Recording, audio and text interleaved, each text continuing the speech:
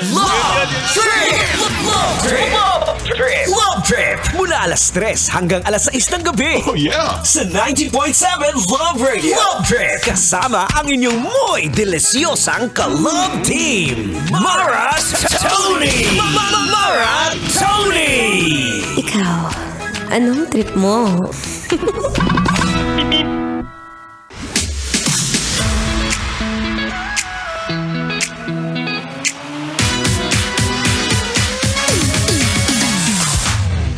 Yes, I'm back! Again, this is your dadalerang atleta, DJ Mara Tony! Nahanda na magsimbang gabi! Hindi, parang gusto ko simbang tabi. May tabing pogi. Aminin mo, ikaw ganun ka rin naman, di ba?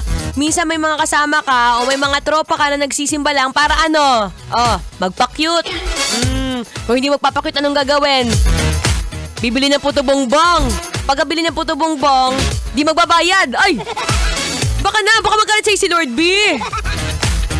Ano ba kasing rason mo? Ba't ka nagsisimbang gabi?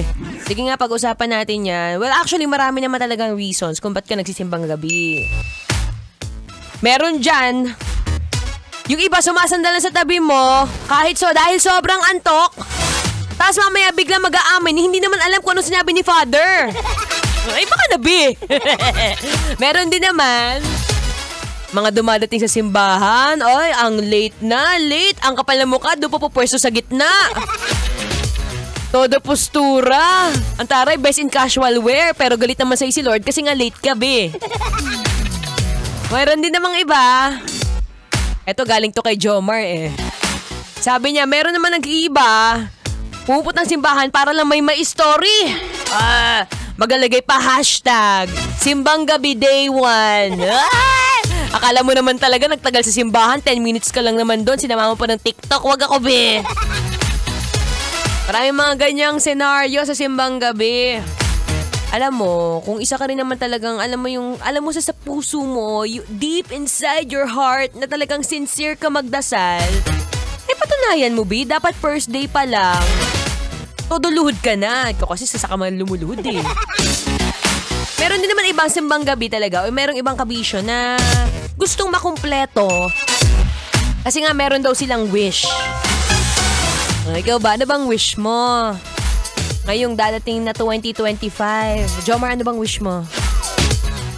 Dumami raw yung jowa.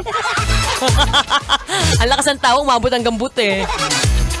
Iba-ibang wish naman meron tayo ngayong darating na 2025. And most especially, it's again 9 days to go. Guys, it's Christmas. Ano ba mga preparation ang ginagawa natin ngayon? Bukod sa mauwi tayo na maaga, o uuwing puyat, gigising ng puyat, kasi nga nagsisimbang gabi. Uy, maganda naman yun, you know. It's a one way of thanking the Lord sa lahat ng mga blessing na na-receive mo. Maging thankful ka kasi, tandaan mo, hindi lahat ng tao nabibigyan ng ganyang opportunity na meron ka ngayon.